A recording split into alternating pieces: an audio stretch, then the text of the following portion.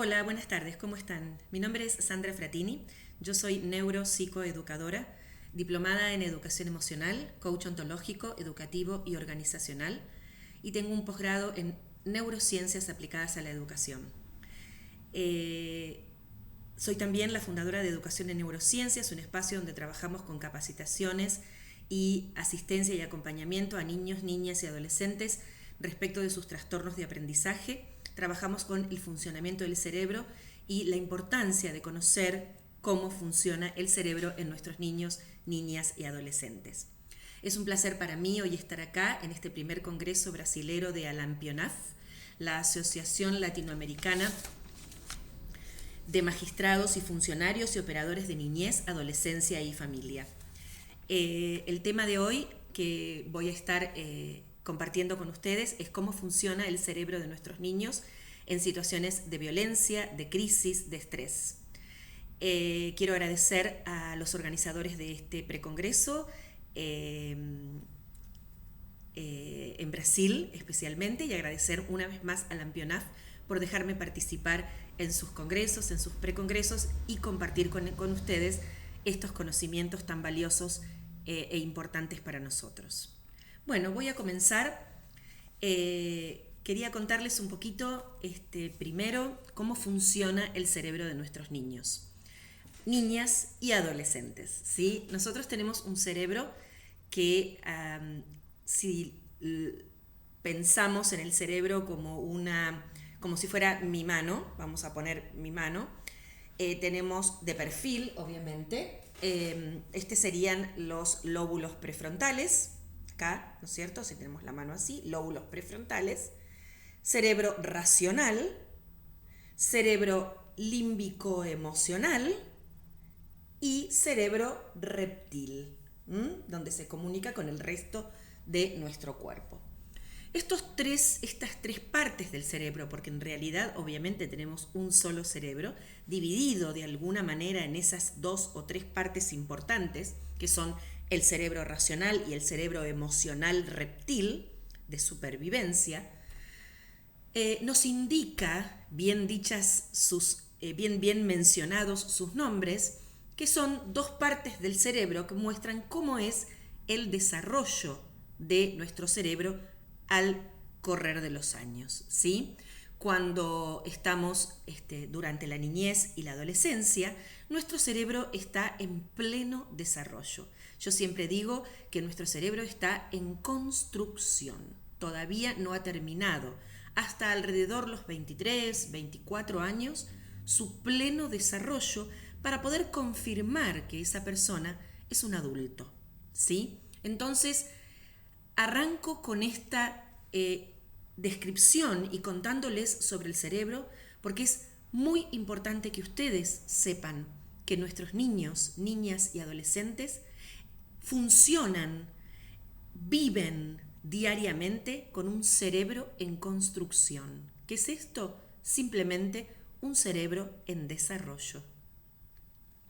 Entonces, sabiendo que nuestros niños, niñas y adolescentes están en un cerebro en construcción, un cerebro en desarrollo, un cerebro donde predomina la parte de supervivencia reptil y la parte emocional, y hay muy escasa participación del cerebro racional, del cerebro que piensa, porque si a esos tres cerebros le ponemos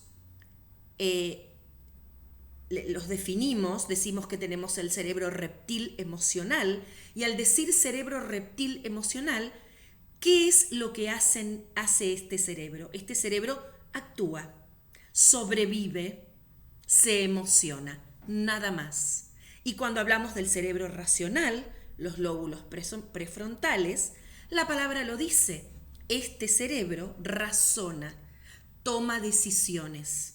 En nuestros niños, niñas y adolescentes, el cerebro racional tiene muy escasa participación en la cotidianeidad simplemente porque ellos están funcionando todavía como están en desarrollo a cerebro reptil, supervivencia, emocional, emociones. Entonces, por eso podemos notar algunas características de este cerebro emocional de sobrevivencia reptil de nuestros niños, niñas y adolescentes, características típicas de niños, niñas y adolescentes que no pueden tomar una decisión concreta o dar una respuesta concreta y razonable a algo que le estamos diciendo.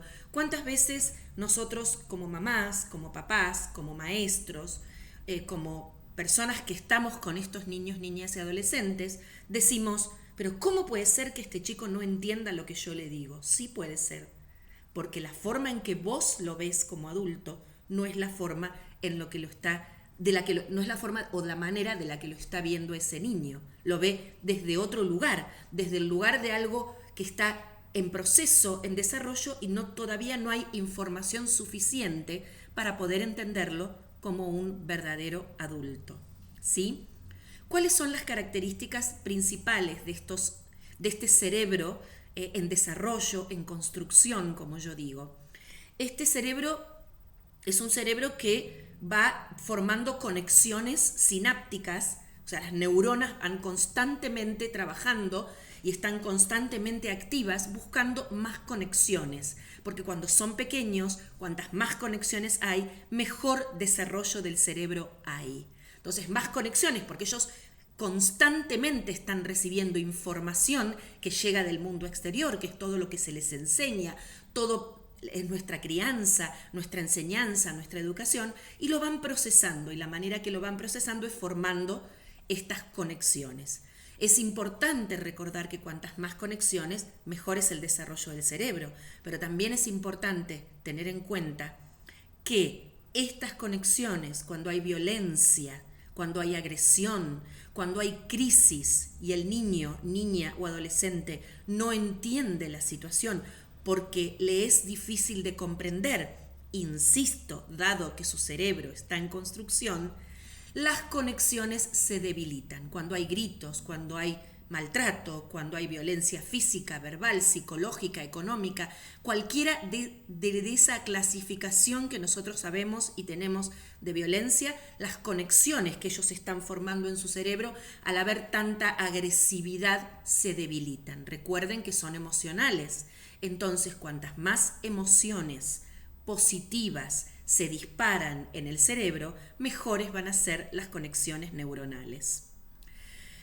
Y hablando de emociones, es importante saber que tienen también muy poca o escasa gestión emocional. Es decir, cuando a ellos se les despierta una emoción, miedo, enojo, ira, ansiedad, cuando se despierta una emoción, tienen muy poca posibilidad de gestionarla, de darle un camino correcto, de entenderla, de reconocerla. ¿Y por qué? Porque tienen un cerebro en construcción.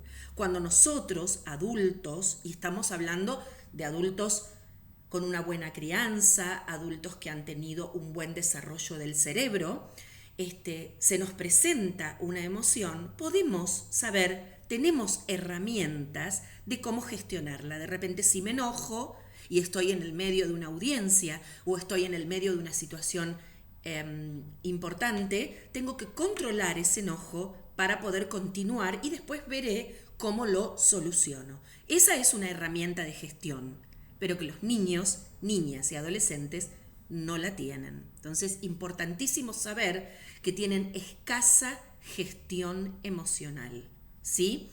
Y obviamente, insisto, y voy a insistir durante toda esta charla, que hay escasa participación del cerebro racional y pensante, porque su cerebro está en construcción y en desarrollo. Con la violencia, con la crisis, con el estrés, también hay alteraciones en la plasticidad cerebral. El cerebro tiene plasticidad, es decir, que uno puede llevar el cerebro y moldearlo y mandarle información de esa información que yo quiero que el cerebro reciba. También, si yo le envío violencia, si le envío maltrato, si le envío crisis, si le envío estrés a este cerebrito del niño, niña o adolescente, obviamente todas las funciones cerebrales no van a estar trabajando correctamente. Estos niños con violencia, con maltrato, ante la crisis y demás, son niños que están en alerta continua. ¿Qué es eso de alerta continua? Esto quiere decir el cerebro, este reptil emocional que habíamos hablado, que es el que predomina en nuestros niños y adolescentes, tiene una partecita, yo le llamo como una puertita que se abre y se cierra, que se llama la amígdala cerebral. No es la amígdala de la garganta, es la amígdala cerebral. Esta puertita es como un regulador de emociones. Es la puertita que cuando ingresa información del mundo exterior, dependiendo la calidad de información y cuán importante es esa información y emocionalmente cómo el niño, la niña y el adolescente está recibiendo esa información, la amígdala va a permitir y va a abrir su puerta para que ingrese al cerebro y sea procesada. Es decir, ¿qué es esto? Si yo le estoy explicando a mi hijo está ante una situación no correcta, ¿no? Por ejemplo, está rompiendo, sentado en la silla, amacándose y está rompiendo la silla. Entonces, si yo le grito o me levanto y le pego o lo empujo y lo saco de la silla, él está recibiendo información agresiva, emociones negativas. Obviamente, automáticamente, al ser un cerebro reptil que sobrevive, él se va a querer proteger. Entonces va a decir, no, pará. Y la amígdala cierra la puerta y no deja ingresar más información. Se cierra, se mete para adentro y ahí tenemos los trastornos psicológicos, las enfermedades neurológicas, donde el niño o la niña o adolescente se cierra y no habla porque hay un entorno agresivo. Y la información que ingresa, la amígdala no permite que ingrese porque hay emociones no placenteras. Si yo estoy viendo a mi hijo amacándose en la silla, voy a agarrar la silla despacio, voy a frenar y le voy a decir, no podés mover la silla porque la silla se rompe. Si él se torna agresivo, le vamos a tratar de continuar hablando con una voz neutral en donde tratamos de explicarle. Si no lo entiende, no hay problema, dejamos que las aguas bajen, que se tranquilice la situación y cuando él está preparado yo le explico por qué no se puede amacar la silla. Todo de acuerdo a cada edad. ¿Sí? Yo el ejemplo que di lo pensé en base a un adolescente, porque yo tengo hijos adolescentes. ¿Sí? Entonces la amígdala, cuando ve que hay información de calidad, que es mi explicación con un tono neutral, agradable, sin gritar, sin empujar, sin pegar, simplemente con un tono de autoridad y respeto, la amígdala va a abrir la puerta y va a dejar que ingrese esa información que ese adolescente va a procesar y va a entender repetidamente, porque no es una sola vez, sino lo vamos a tener que repetir, porque como su cerebro está en construcción, es importante repetir la información hasta que entienda que amacar una silla puede llegar a romperla y eso no es correcto. ¿Sí? Muy bien. Esas son algunas de las características de nuestro cerebro límbico emocional. Es un cerebro que no puede pensar, un cerebro que no nos permite razonar un montón de situaciones y por lo tanto las reacciones van a ser variadas, ¿sí? Recuerden también algo muy, pero muy importante durante nuestra niñez y nuestra adolescencia, son las neuronas espejo. Ellos, tanto niños, niñas como adolescentes, están funcionando a neuronas espejo. ¿Qué es esto de las neuronas espejo? Las neuronas espejo son aquellas neuronas que se reflejan en sus modelos. Cuando son pequeñitos, sus modelos son mamá y papá, o las personas más cercanas y las personas que están todo el día cuidándolos. Cuando son un poquitito más grandes, que entramos en la niñez, ya los modelos pues siguen siendo mamá y papá porque son modelos muy fuertes, mamá, papá, tutores, las personas que los crían, pero también entran en acción aquí los modelos de sus maestros o de las personas que son también importantes y que tienen similar importancia que los papás, ¿sí? Y cuando están en la adolescencia, cuidado, los modelos, las neuronas espejo o los espejos en los cuales ellos se espejan son sus ídolos, las personas, los famosos cantantes, las bandas, sus profesores que son repiolas. ¿Y qué es esto de una neurona espejo? Una neurona espejo es hago lo que el modelo hace. Si mamá grita, yo grito. Si papá pega, yo pego. Si el profe fuma marihuana, yo fumo marihuana. Porque me lo están mostrando, me lo están espejando, sin darme ninguna explicación, como algo que es común y corriente. Entonces, importante también entender que durante esta niñez y esta adolescencia, las neuronas espejo predominan. Entonces, cuidado, ¿cuáles son los espejos? Y esto es una pregunta que yo les hago. ¿Cuáles son los espejos en los cuales sus niños, adolescentes, niñas, deben espejarse? Importante tener en cuenta eso. ¿Qué pasa con esta adolescencia, no? Estábamos hablando un poquito de los niños y las niñas. Vamos a centrarnos un poquitito en la adolescencia. Recuerden que la adolescencia hoy está arrancando a los 10 años, 12 años aproximadamente. ¿Y por qué? Por nosotros, los adultos, porque les facilitamos pantallas, por la obesidad, por la mala nutrición, por los químicos de los cosméticos que las pequeñitas utilizan para maquillarse. Ojo con esto. Todas esas sustancias, todas esas cosas que se adelantan al normal crecimiento de los niños, niñas y adolescentes provocan que las etapas que ellos van viviendo, en este caso hablando de la adolescencia, se alarguen. Entonces estamos arrancando a los 10, a los 12, cuando antes decíamos que a los 10 años todavía eran niños. Cuidado con eso. Y la adolescencia, lamentablemente, está terminando aproximadamente a los 24 años, por todo lo que la sociedad nos está brindando hoy. No hay trabajo, no hay posibilidad de crecimiento en muchos países, sobre todo en los países de Latinoamérica. Hay una sociedad que está devastada por la economía y por un montón de cosas que hacen que se hayan perdido los valores.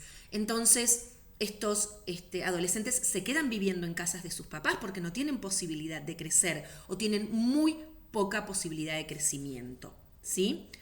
Tienen un sistema emocional muy desarrollado y hay muchos riesgos que se corren en la adolescencia y que es importante que ustedes los tengan en cuenta. Y todos estos riesgos que se corren en la adolescencia tienen siempre que ver con el contexto en el cual ellos viven. Y insisto, acá volvemos a hablar de contextos de agresividad, de violencia, de crisis, de estrés. Siempre que tenemos este tipo de contextos, vamos a tener un desarrollo del cerebro pobre, escasa participación del racional y seguirán desarrollándose, pero siempre a un nivel muy débil. Entonces, en el futuro, cuando ya sean adultos, grandes y formen familias, formarán, no sé si decir familias débiles, pero sí habrá todo un contexto que será como una mochila que traen de esta infancia y adolescencia que no ha sido la mejor y que entonces tienen que seguir trabajándola y es como seguir construyendo el cerebro porque aún no han podido lograr la plenitud, el bienestar, una buena calidad de vida. ¿Sí? Entonces, ¿qué riesgos importantes mencionamos aquí en los adolescentes? Hoy, esto de la falta de espiritualidad, falta de valores, que tienen que estar en los modelos, tienen que estar en los espejos. El estrés de la agresión que reciben, el estrés de estar haciendo actividades que no son propias de un niño, niña o adolescente. Como, por ejemplo, tener que cuidar a sus 5 hermanos o vivir solos y tener que hacerse cargo cuando no existe un modelo de familia, ¿sí? El rechazo social en muchos casos en chicos donde constantemente por su calidad de vida, por su condición de vida, están siendo rechazados. Las adicciones, no solo las adicciones a la droga, sino las adicciones a la tecnología. Hoy los niños, niñas y adolescentes están siendo avasallados por la tecnología. Muchos papás, muchos cuidadores de niños le dan el celular para que el niño se entretenga y con esto provocan un montón de situaciones que no permiten que haya un buen desarrollo y que esto sea un riesgo constante. Las enfermedades psiquiátricas que se disparan ante el constante maltrato y la constante agresión y el constante estrés. Hay un 10% de adolescentes en nuestro país, en mi país, que sufren trastorno de atención porque les cuesta focalizarse en algo, dada la escasa gestión emocional y la escasa ayuda que reciben para poder tener un buen desarrollo cerebral. ¿Sí? Creo que he sido clara y que qué debemos hacer nosotros para finalizar esta charla, esta ponencia que les traigo. ¿Qué tenemos que hacer nosotros como papás, como docentes, como educadores, como tutores, como personas que estamos con ellos todo el tiempo, tratando de darles la mejor calidad de vida? Esto tenemos que hacer, darle una mejor calidad de vida, mantener siempre una actitud positiva. Recuerden la película La vida es bella, donde el papá le mostró a su hijo una actitud positiva en todo el proceso de la guerra y el niño creyó simplemente que era como un juego, como un cuento. Sí, lamentablemente en entornos de violencia, de agresión, de estrés, tenemos que contarles una historia y tenemos que tratar de que el entorno sea positivo, que predominen las emociones positivas, que evitemos las discusiones entre adultos adelante de ellos, que logremos que ellos puedan recorrer este camino aprendiendo y fortaleciendo y desarrollando su cerebro en un ambiente de bienestar, con límites firmes. Ellos necesitan límites, necesitan organización, con vínculos afectivos fuertes, donde ellos sepan que uno los quiere y los quiere con mucho amor y con todo el corazón, más allá de todos los límites que uno les pone en el camino. Dando explicaciones claras, concisas, con voz neutral, con voz cariñosa, siempre recordándoles que los quieren, que los aman y que están aquí en sus vidas porque ustedes lo eligieron y porque ustedes quieren que ellos estén aquí. Cuanto más positivo, más cálido, más placentero sea el entorno en el cual nuestros niños, niñas y adolescentes se manifiestan, mejor va a ser su calidad de vida y por supuesto que mejor va a ser la construcción de su cerebro. No duden en contactarme para hacerme alguna consulta respecto del tema. El tiempo es corto, así que les recuerdo, mi nombre es Sandra Fratini, yo soy la fundadora de Educación y Neurociencias. Me pueden encontrar en Facebook como Educación y Neurociencias, en Instagram, espacio EIN, y también pueden escribirme a espacioein@gmail.com o mandarme un mensaje de WhatsApp. Es un número de Argentina, 54 3489 58 95 98. Ha sido un placer enorme compartir con ustedes este conocimiento y me encantaría que se comunicaran conmigo porque hay muchísimo más para hablar sobre este tema. Muchísimas gracias a Brasil, muchísimas gracias a Lampionaf y un placer haber estado con ustedes.